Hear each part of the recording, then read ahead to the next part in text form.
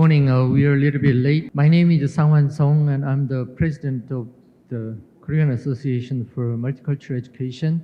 I'm so delighted to welcome all of you to our 2023 KAME International Conference, and we are so happy to see all of you face to face.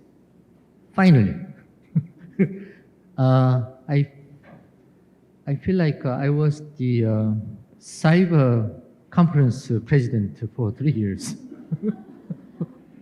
Finally, we got together. Okay. Thanks to all of you for joining us. And now we have first the keynote address session. I feel proud and I feel honored to present to you Dr. Kerry Kennedy from the Education University of Hong Kong as our first keynote speaker. And just introduce Dr. Kennedy to you. And he is now Emeritus Professor of the Education University of Hong Kong. And previously, he was Dean of the Faculty of Education and Human Development, Associate Vice President, and Research Chair Professor of Curriculum Studies. And he received his basic academic training in Australia, and then he moved to California, and he obtained his master and doctoral degree from Stanford University. And his research interests are in curriculum policy and theory with a special interest in citizenship education, and he has won many research grants. And if you look at his homepage, you will find more information. And he's also the series editor of the Routledge series on schools and schooling in Asia, as well as the Asia-Europe Education Dialogue series. He's also co-editor of the Springer series on governance and citizenship in Asia, and is editor of Curriculum Perspectives, the journal of the Australian Curriculum Studies Association. And he has won the he was the co-winner of the International Association for the Evaluation of Educational Achievements Richard M. Wolf Memorial Award for 2012. So I obtained this information from his website, and we are truly honored to have you as our first keynote speaker. And his speech is entitled Multiculturalism in Asian Contexts, Beyond the Binaries Towards Common Ethic. Okay, without further ado, please join me welcoming Dr. Kerry Kennedy. Thank you very much for that introduction, and let me say too how good it is to be back face to face to talk with people and listen to people. Let me first of all explain a little about what I'm going to say and try to position myself so that you understand perhaps why I'm going to say it. You may be able to tell from my accent that I am Australian, but I have lived in Hong Kong for the past 22 years, visiting Australia on and off. So my life for the past 22 years has been pretty much in the region. For the past 7 years, I have been a visiting professor at the University of Johannesburg in South Africa, working with colleagues there on projects, the most recent project related to human rights and social justice education. My graduate study took place in the United States, so I think I've traversed now 3 continents, which doesn't mean I have a deep understanding of any of them, but some understanding of what it is like to live cross-culturally. And as part of that, no matter where I've been, Australia, the United States, South Africa, the issue of multiculturalism is an issue. And what I'd like to try and do this morning is to explore with you a way of looking at the issues which may bring people together. Because what I'm conscious of in the literature in particular is a growing, in fact, a well-grown set of ideas about the failure of multiculturalism, and in particular in the European context, almost an unwillingness to even talk about it. That's not the case in the United States, it's not the case in Australia as well. But here in this part of the world, multiculturalism is a concept that I think I would say is being kept alive by the Korean Association of Multicultural Education. I think if you know the region, you know this is the only such association throughout the region. And I would like to congratulate the owners of KAME for keeping the idea alive, because you'll find in other literature that there are many who feel that the time has come when multiculturalism is no longer a relevant policy concept and is no longer a relevant concept at the level of practice. And that's where I really start my paper today. What I'm looking for is something that brings us together rather than something which puts us apart. And I want to start with the idea that both multiculturalism and interculturalism are pretty much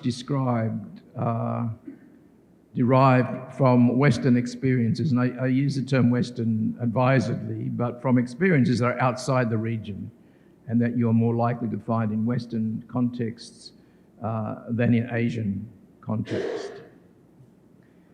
And I think the work of Kim Licca and Hare, who pointed out that there are intellectual resources in Asian contexts that suggest that liberal multiculturalism cannot easily be transplanted where underlying values may not be consistent.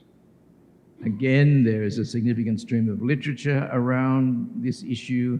I think Kim Licca and Hare's work was the first to explore it in great detail, where what they come up with is that there are simply other voices in this part of the region that question whether liberal multiculturalism is able to be transplanted from its Western history.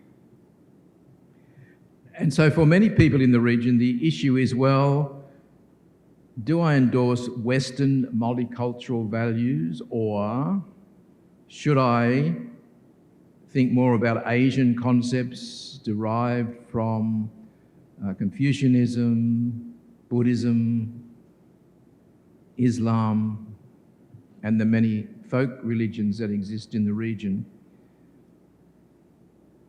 or from more political emphases in the region that have adopted, for example, Confucianism as a major way of looking at the world.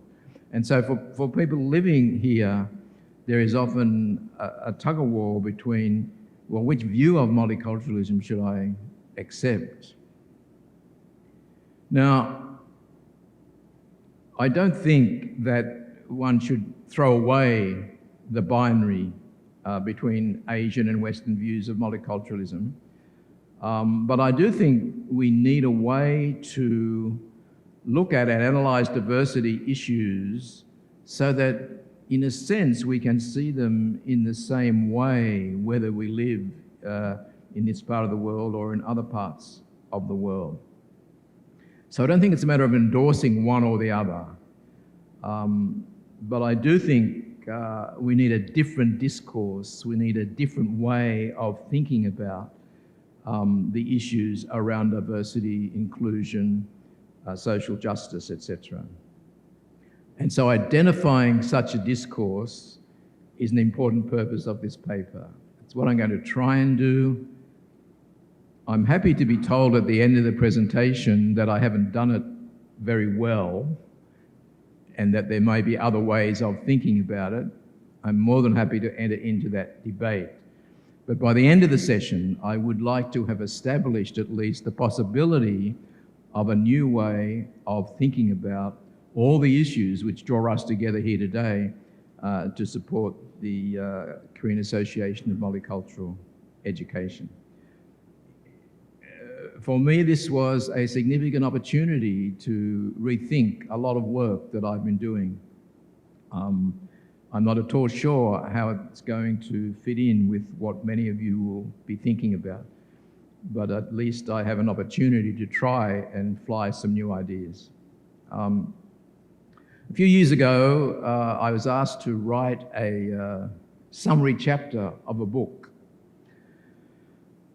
And I made the point at the very beginning of the chapter that there is a multicultural universe of sins: discrimination, racism, hate speech, exclusion, and you may add to that list, and that we can see it in different contexts. It's not confined to one single way of thinking about the world. And so the picture here, of course, is a picture of the United States and the significant movement there around the need for greater attention to be paid to some of these multicultural sins. In a sense, this led my colleague and I, Christine Holtz, to develop this book called Multiculturalism in Turbulent Times, because we wanted to understand in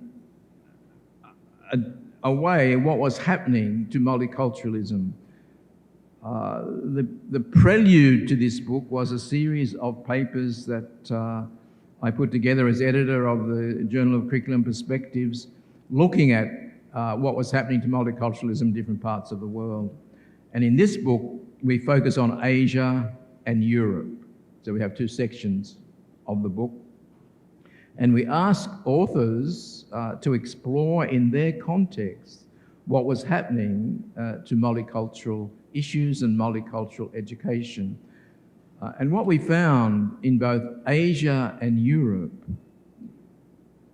different though those jurisdictions are in terms of their support and understanding of multiculturalism, very similar experiences of where multicultural issues had really become to the forefront of social issues and were being dealt with or not dealt with in a multiple range of ways.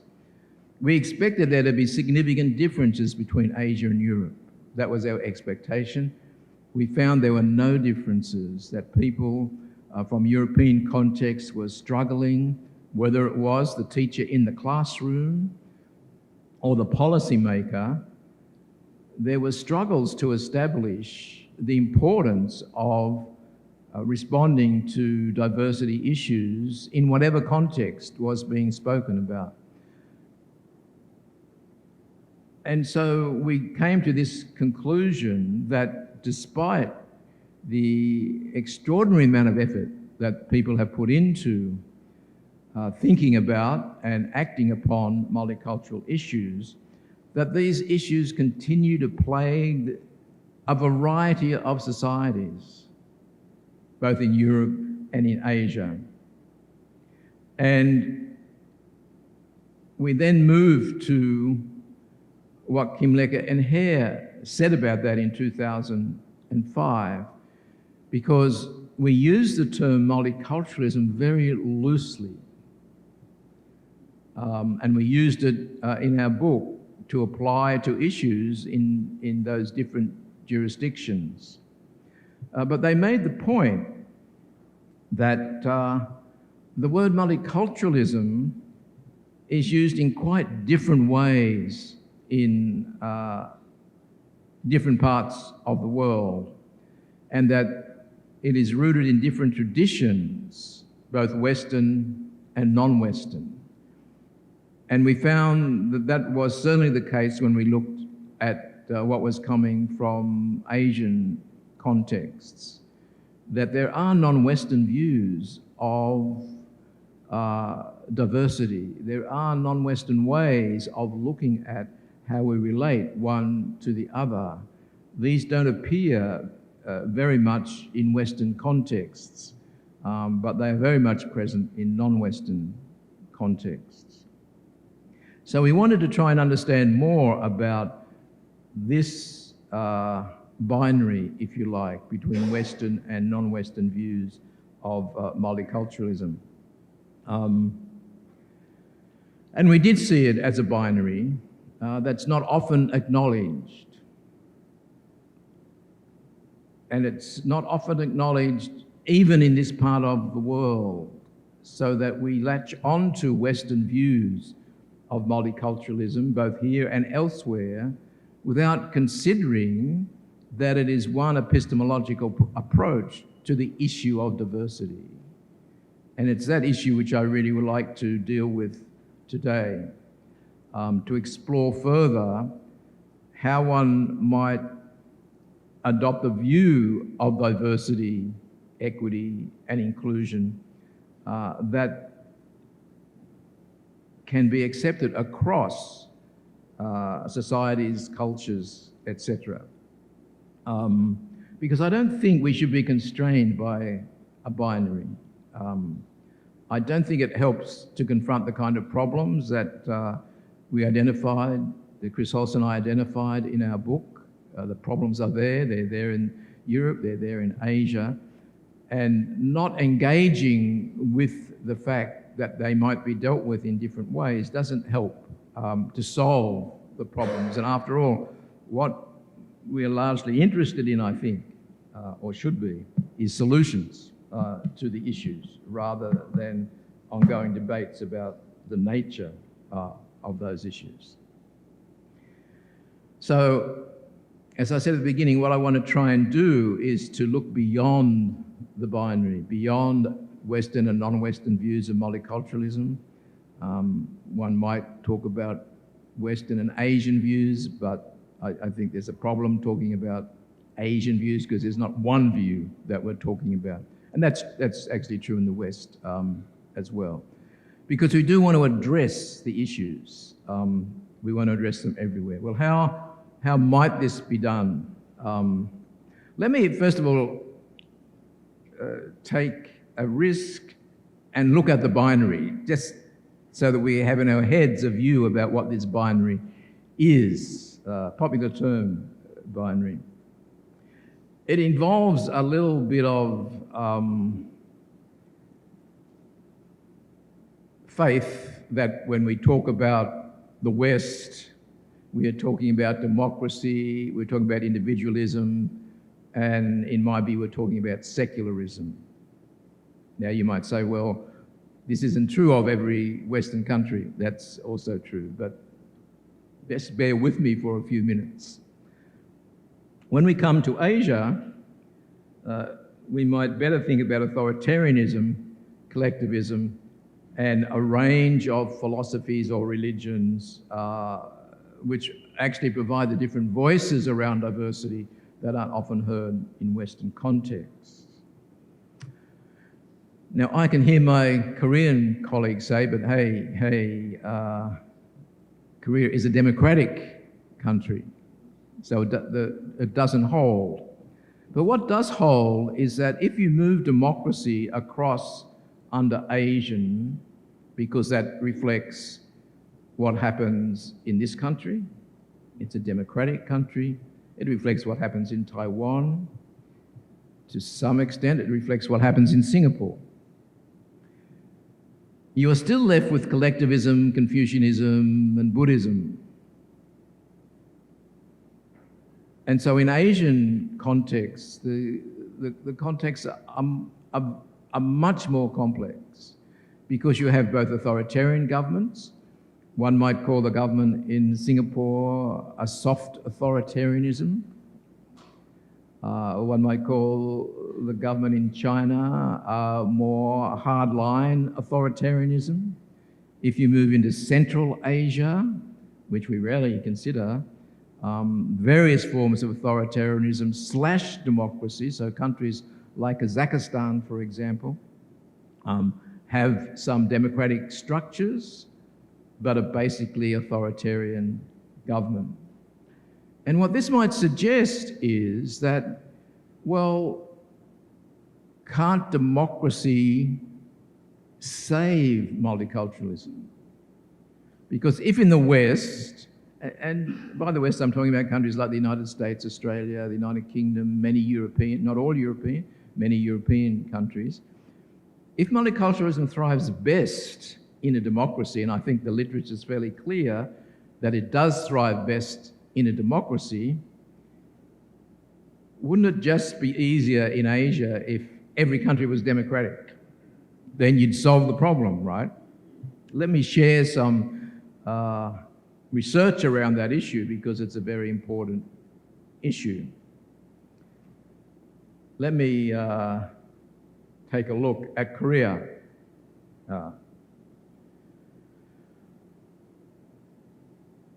Back in 2017,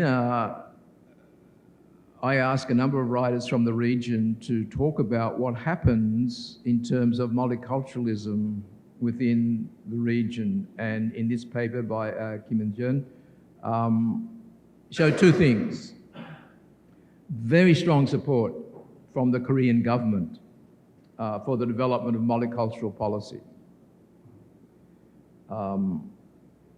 But that was matched by an equally strong resistance from anti-diversity forces within civil society. And in a sense, my reading of that paper is that these forces were very similar to the populist groups in Europe claiming privilege for the dominant ethnic group here in Korea. And not only did they claim dominance, they claimed disparagement for newly arrived or ethnically mixed groups. So here we have a good example of a democratic country moving towards acknowledging the importance of multiculturalism, but finding that government support, the support of a democratic government, is not enough to overcome the problems within civil society. So that's one example. And Korean colleagues here might want to question me about that and tell me that I'm wrong. Well, you need to tell these authors actually that they're wrong. If we go to Japan, all these examples actually come from the book Multiculturalism in Turbulent Times. Kiriyama wrote about Korean teachers teaching in Japan. This was a policy of the Japanese government to enhance the teaching of Korean language in Japanese schools. So the government was very supportive of bringing in Korean teachers. And so we have another example of a democratic government in Japan supporting what might be seen as a multicultural issue around languages and language education. And we can note, or at least Kiriyama notes, that these teachers were accorded certain rights, but they could not always claim those rights in practice on account of the difficulties encountered encountered in schools. That is, they had the rights, but the schools didn't always acknowledge them and didn't always accept that Korean teachers were at the same level as Japanese teachers in the schools. And so there were structural inequalities at the level of practice that didn't reflect government policy. And I can add here that we have a similar situation in Hong Kong, where the government employs native English speakers in every secondary school in the city and 2 native English speakers for every secondary school, every primary school. But the experiences of those teachers tell us that they are not well accepted in the school. Like, nobody talks to them because they can't speak Cantonese. So they lead a very lonely existence in Hong Kong schools, even though they're valued by the government. And this is the same situation that's being described here. Finally, let me go to Pakistan, where Aman Nazanjal show how the dominance of religious nationalism in Pakistan prevent democratic principles from being applied to diversity.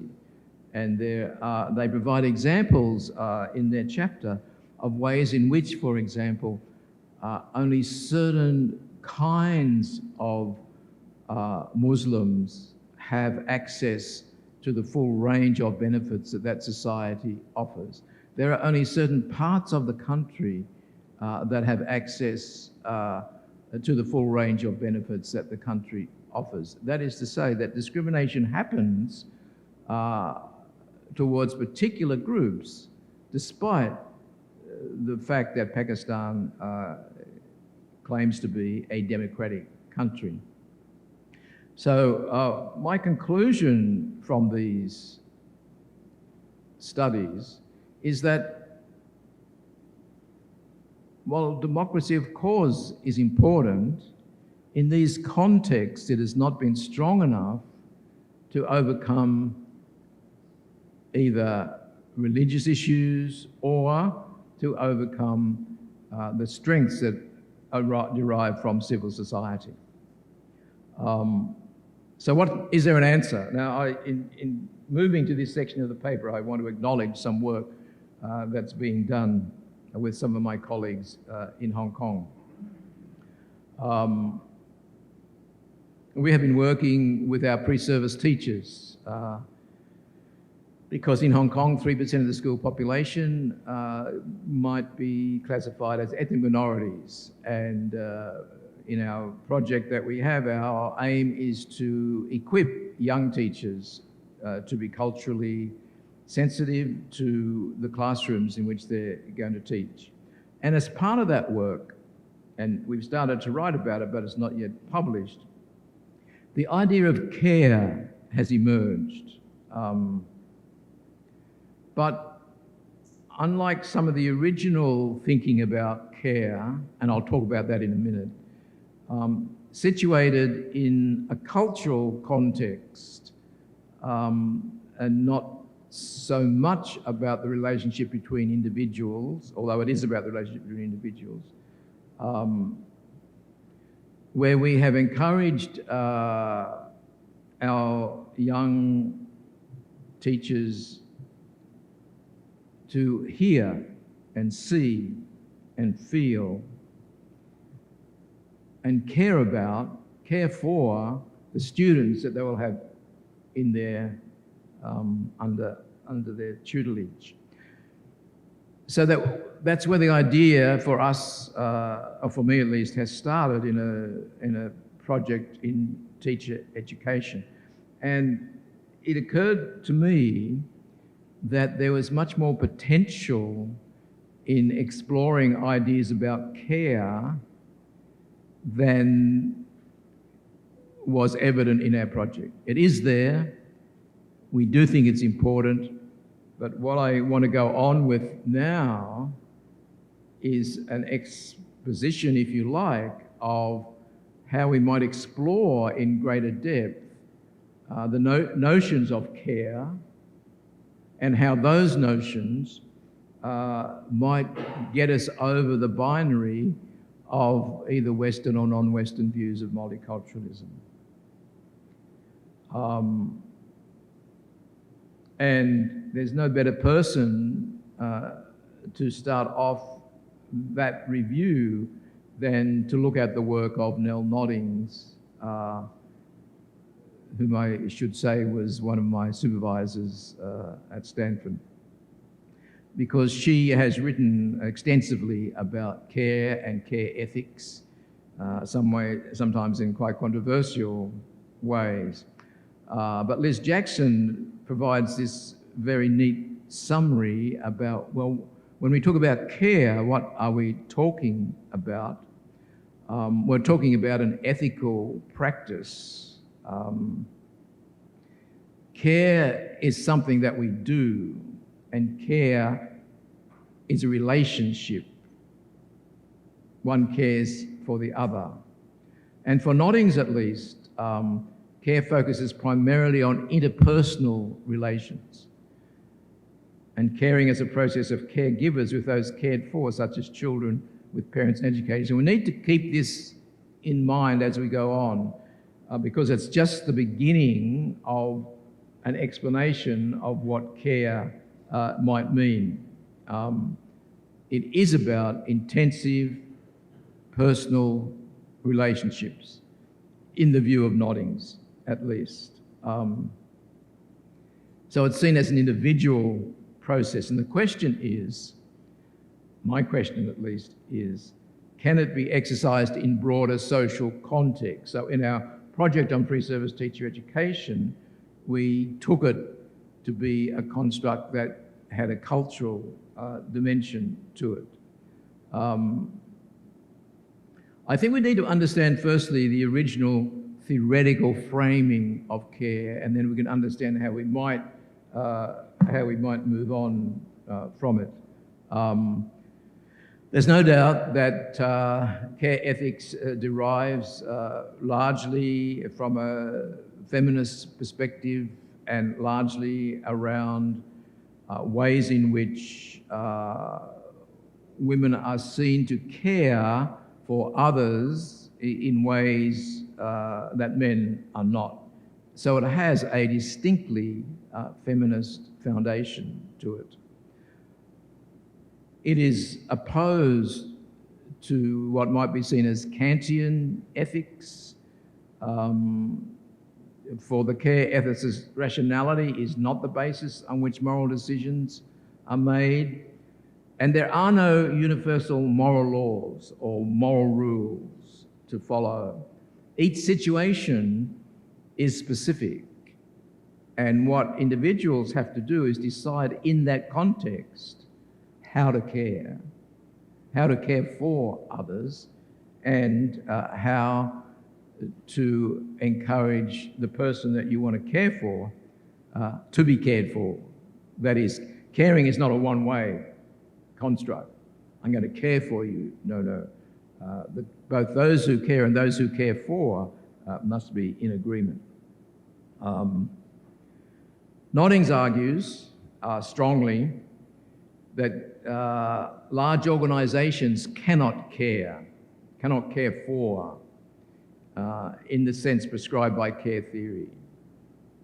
For Noddings, caring for requires a person-to-person relationship in which both the carer and the cared for play essential roles.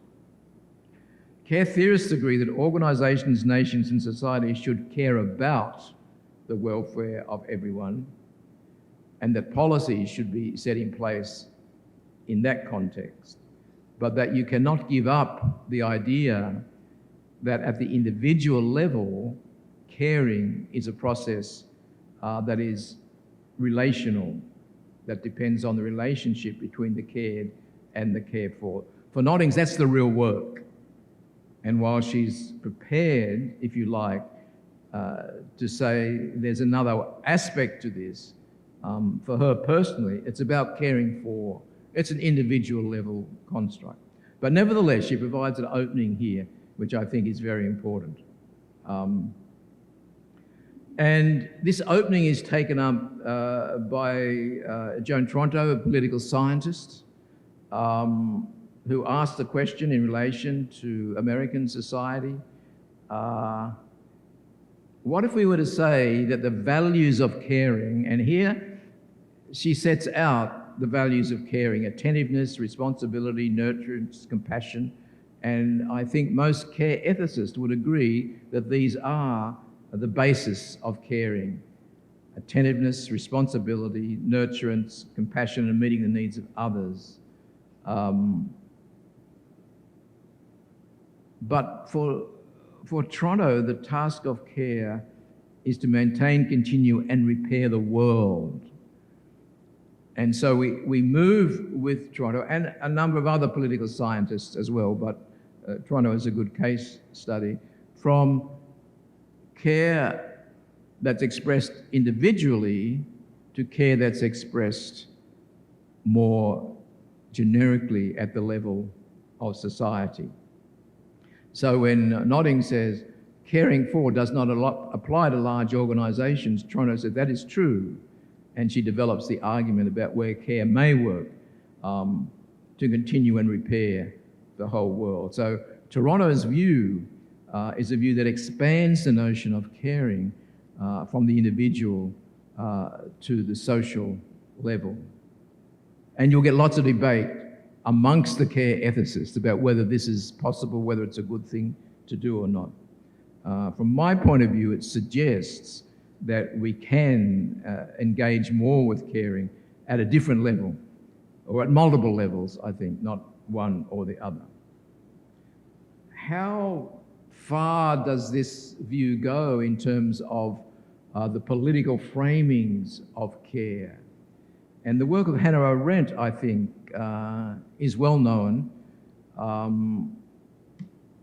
And you also find in her work, at least according to Chabadie and Lemaitre, that she talks about, although doesn't articulate specifically, a politics of care, linked to action, putting people in relation with a view to a common world.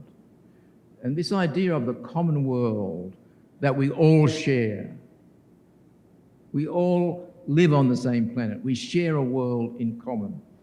And of course, a lot of Arendt's views come from the experiences of Nazism and the Holocaust, etc.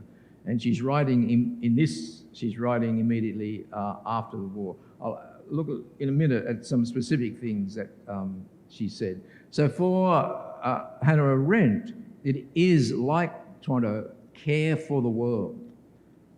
And she has the Latin phrase, amor mundi, care for the world. Not just care for each other, but care for the whole world. And she says things like this: only where things can be seen by many in a variety of aspects without changing their identity, so that those who are gathered around them know they see sameness in utter diversity. And I really like this phrase, they see sameness in utter diversity. Can world reality truly and reliably appear? To see sameness in utter diversity. And again, to live together in the world means essentially that a world of things is between those who have it in common. This idea that we share the world together.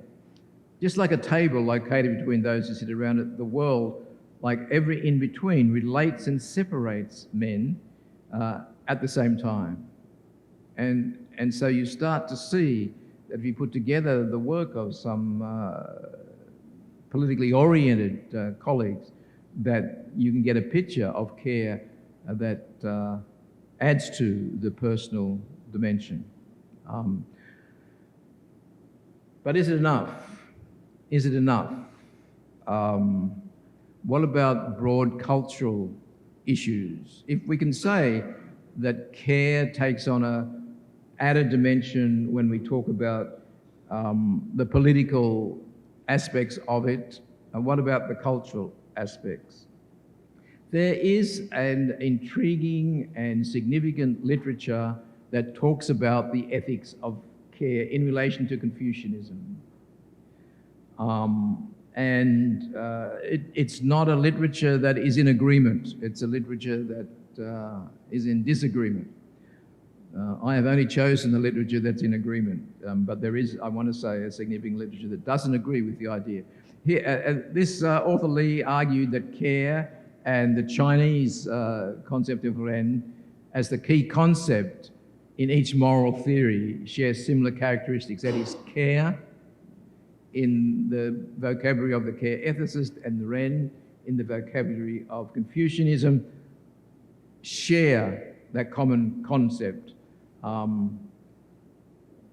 Li argues that both care and ren avoid universal principles, in contrast to Kantianism, and both base their own moral theory on the notion of a relational self and support graded obligations instead of universal impartiality. That is that moral decisions are made one by one. There are no big rules that dominate. Now, as I say, there's another literature which disagrees with that. And it's important to understand that we're not talking about just one way of doing that. But I think it's of some interest that there is even a debate between Confucianists and care ethicists about whether they're talking about the same thing when they talk about care. A second framing comes from African contexts. And this author talks about the care ethic and the African ethic, and talks about it as relational accounts of right action. In the African context, and that's a very broad context, of course, to talk about certain kinds of relationships are about care, often in communal context rather than individual contexts. And I'll say a little bit more about that in a minute. The ultimate explanation of why a particular action is wrong or why one has a moral reason to avoid performing a certain act involves a failure to relate. And it is this relational issue that is at the essence of care ethics. It's how we relate one to another. And his argument is that in these contexts, in communal contexts, where there are problems, it's because there is no relationship. It is the relationship which helps the community to come together and to survive. When it comes to good character or the ethical self, both theories think of it in relational terms. In the African tradition, morality is routinely summed up with the maxims: a person is a person through other persons. Or I am because we are. And that phrase, a person is a person through other persons, you hear quite a lot in African contexts. So that one is only real when one is in a relationship. Relationship is what defines us as human beings. But the difference is, I think, the most significant difference is that in African contexts, it's all around community. It's actually not about individuals so much as about the communities in which those individuals are embedded.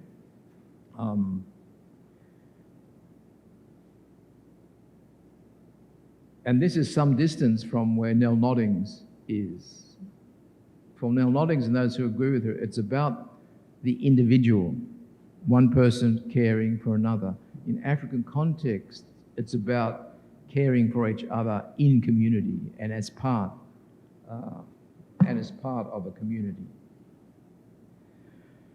But I think the central issue that I want to bring out of all of this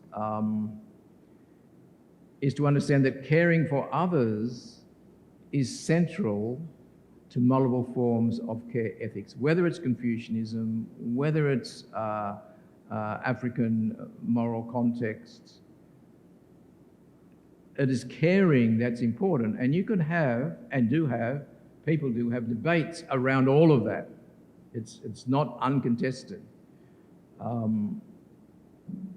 But the notion of caring for, the notion of relationships, the notion of virtues, the notion of identity, all come together in terms of caring and what that means and what it can mean, what it should mean and what it can mean.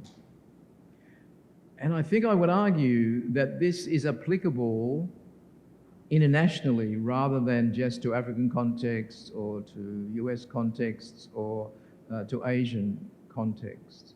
And there is a whole lot of other literature around the context of, for example, Buddhism and Islam and the extent to which care is a central part of those religious and philosophical traditions. But I won't go into that today. So for me at least, I think in my own mind I've established that the care ethic and the work of the care ethicist provides a really significant way of thinking about how we can construct our thinking around multiculturalism and diversity issues. And so I want to talk about the caring society, because that's where I think we ought to now focus is not so much on the caring individual, although I will show you in this construction that I'm about to build, there's certainly a role for caring for the individual. There's an absolutely fundamental role of caring for the individual. But I like Toronto and the political scientists, I want to lift the debate, if you like, to the level of society, because in terms of multiculturalism, that's where the issues are. So I don't want to do away with individual levels of caring, quite the opposite. I want to add state levels of caring. I think at the level of the state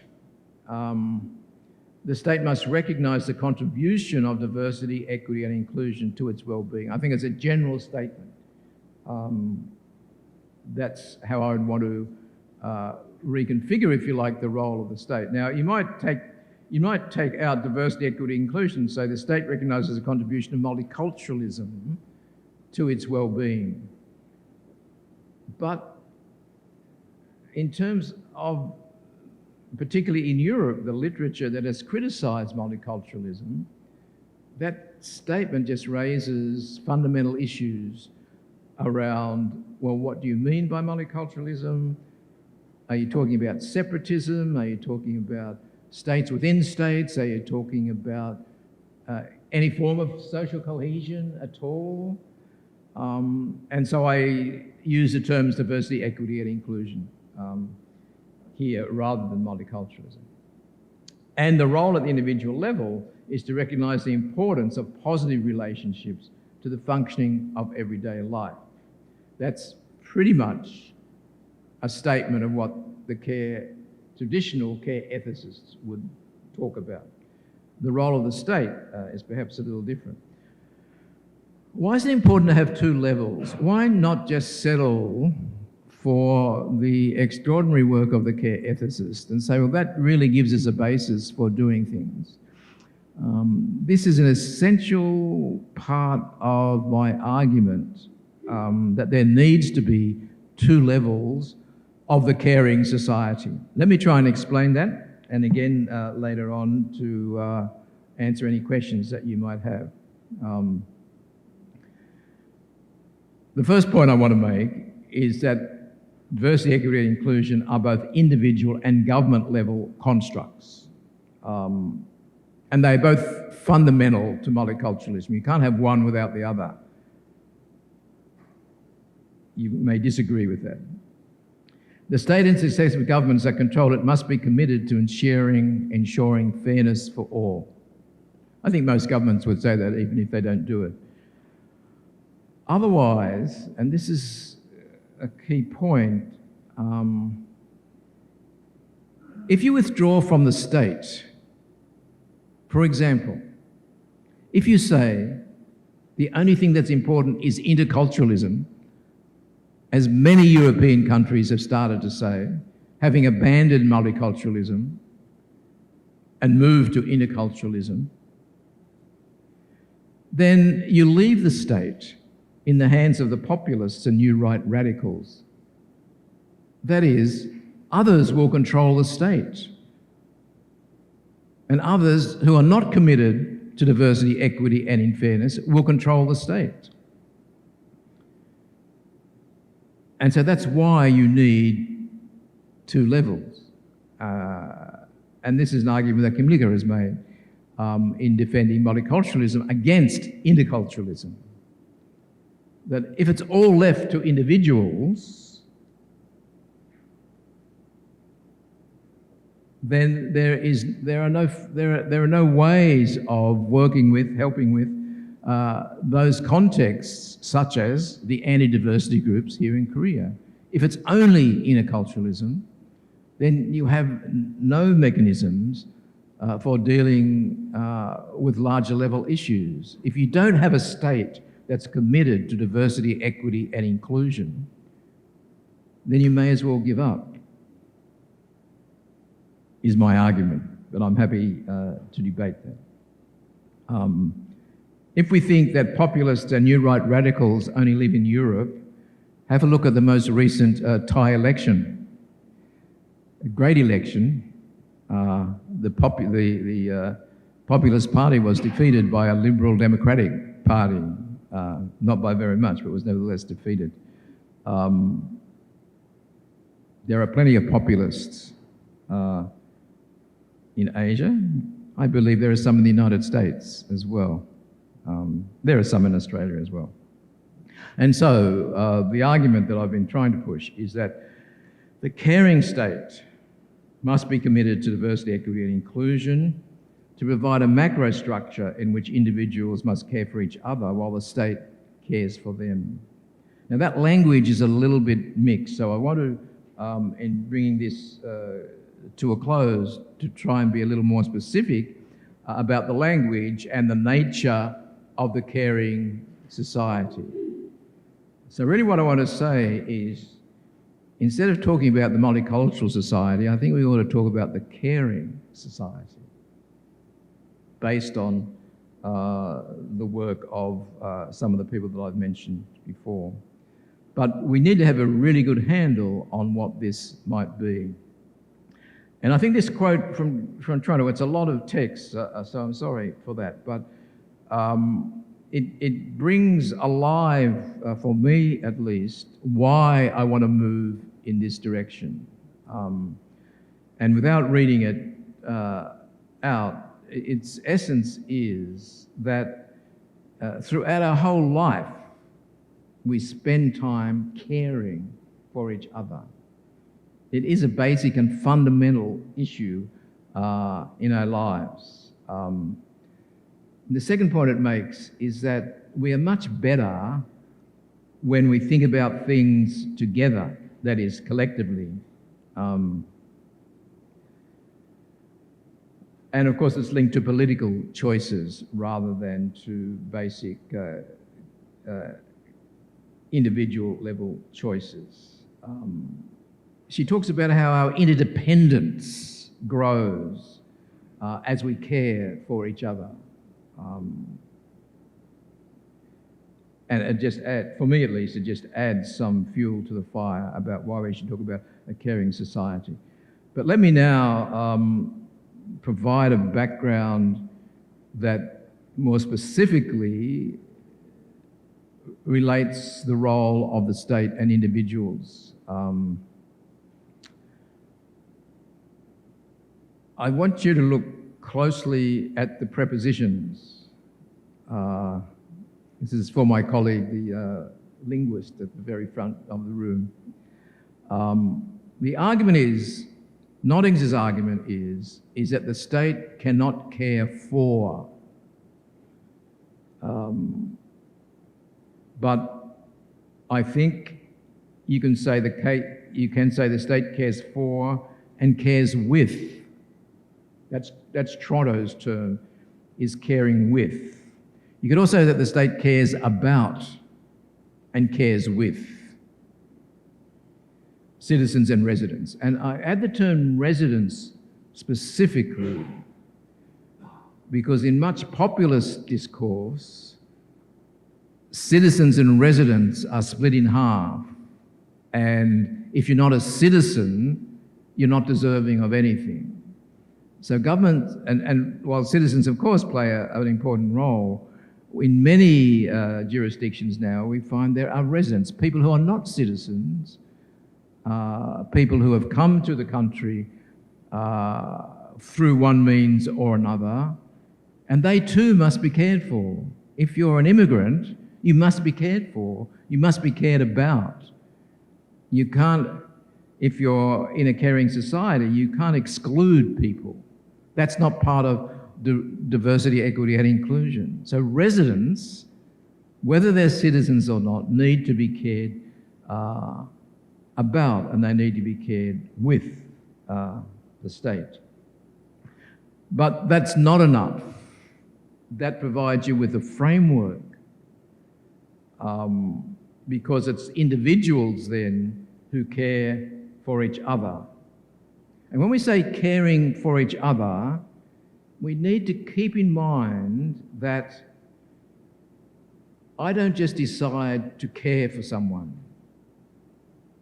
I mean, you could say that about colonisation, and indeed many colonists did say that. We are here, we care about these people because they can't care for themselves. That's not caring. Caring needs to consent of the cared. The cared must be included in the process of caring. So the kind of caring that the colonists might have thought they were doing is not caring at all, of course, it was exploitation. So this two-level model of the caring society goes together. I do not think the argument around care as an individual process is strong enough in a multicultural society. In a multicultural society, which should be the caring society, you need a state that cares about and with its residents and citizens. If you don't have the state, you don't have anything. And you'll have, in my view, a lot of anti-diversity forces coming to the fore that we see in many, many countries. Well, let me say, for me this journey has been an important one, and I'm not sure it's as important to everyone else as it is to me, but it does offer another way of looking at how we might be a more inclusive, a more caring society, how we might not be distracted by the politics around multiculturalism, while not abandoning the principles that are at the centre of multiculturalism. So what I hope I have done is, on the one hand, preserve the principles, and on the other hand, perhaps suggested an alternative way of looking at and conceptualising those principles that might lead to very similar outcomes. I'm happy to answer any questions. Thank you.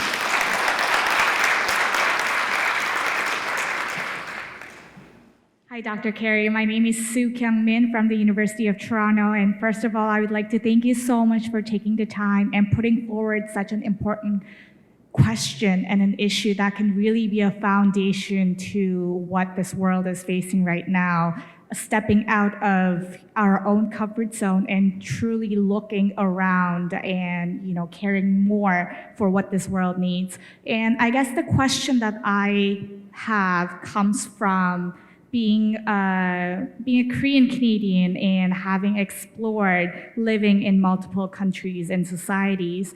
I don't want to speak for any other context because I want to avoid the danger of generalization, but I think specifically for the society of Korea, it's not only the issue of individualism versus collectivism or any other religious philosophies, but there are much more complex issues, such as the history of colonialism and the reminiscence of post-colonialism, the pain and personal emotions between the two countries being broken apart. So how would you address these, such complex issues for a society such as Korea, and in order to truly promote that care at an individual level? Thanks for that great question, to which I probably don't have an excellent answer. I think your question is better than my answer is going to be. But you see the kind of conflict that you're thinking about is not. I understand it in the Korean context. I understand what you're saying. If you think about Indigenous people in Australia, for example, it's exactly the same question. How does an oppressed people think about and continue to interact with those people who have continually oppressed them? I think this is a quite fundamental question, and it does operate at both levels. It operates at the level of the state, and so we often see in the newspapers issues about who's going to apologise to whom. Is Japan going to apologise to Korea? Is Japan going to apologise? That's a state-level issue, which doesn't resolve the individual issue, but it does start to say there are some things that states ought to do about this process. And so if I give you an example, the Australian example at the moment is that the Australian government has instituted a referendum on what is called a voice to Parliament. It will be a way for Indigenous people to express their views directly to the Australian Parliament.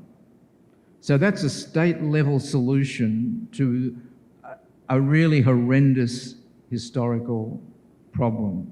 So I think that's the first step, is that's why the state must be committed. The next step is much more complex. That is, how do you help individuals overcome the historical repressions that they have encountered for? And there I think you do have to look deeply into the work of the care ethicists. I think at the individual level, their work is very, very important. Because there are two initial criteria are, if I want to care for someone, that someone wants to be cared for. And so in the case that you're mentioning and the case that I've given, defining who you want to care for is really quite important. Are you talking about individuals? Are we talking about the repression that individuals have suffered from the hands of other individuals, or are we talking about state-level repressions? I think the work of the care ethicist helps us there, because there needs to be, if you like, a mutuality of I don't only want to care, I want to be cared for. So do Korean people want to be cared for, and who's going to care for them? Are we talking about in the context of individuals within Japan and Korea? I can't work that out here right now, but I think it's a really fundamental issue. But I do think it needs to be resolved at two levels, at the state level and at the individual level. And it may be, this is from the very top of my head, that the intercultural exchange and issues around that, more contact between people, may be a way to start the caring ethic at the individual level, rather than standing back all the time. That's very tentative, and I'd like to talk to you more about the issue. I think it's very important. Thank you for raising it. I appreciate your sharing your thoughts on caring, but what disturbs me is the regenerative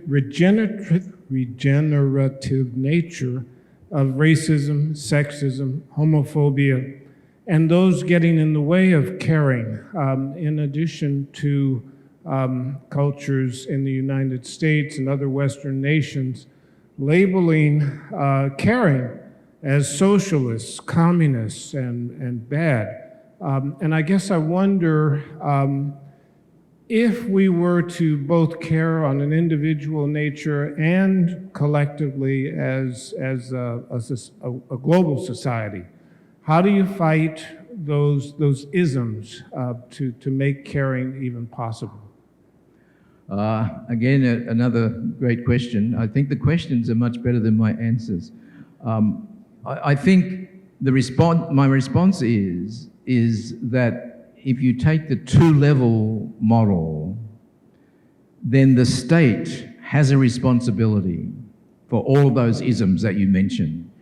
Even where we hear politicians say, well, we don't intervene, we let things take their course. I think that's an irresponsible position for states to take. The state has to be centrally involved in any issues around diversity, equity, and inclusion. And the second level is the one I mentioned in relation to the last question. There has to be an education around caring. Caring needs to be at the essence of the education system in terms of bringing people together. So education, therefore, has a fundamental role to play. And we see at the moment in some contexts that education is simply being co-opted by those in power who don't have that idea in their head that there does need to be reconciliation between different groups in society, and that this does start at the school level. A colleague gave a paper yesterday on group decisions and showed us how racism, for example, doesn't just emerge in the United States in the 20th century, that it goes back, way back. And I think that's true in terms of relationships as well, that someone has to make the move to say that the education of young people must be the education that will turn them into carers. That should be the outcome. Again, I'm sure you'll come back and say, but education has failed in this in this task forever. And I'm saying it ought not to. It ought to be the central task of education, would be develop the carers who make up the caring society. But I'm happy to talk with you further because I'm glad you were disturbed because I'm disturbed as well. Thank you.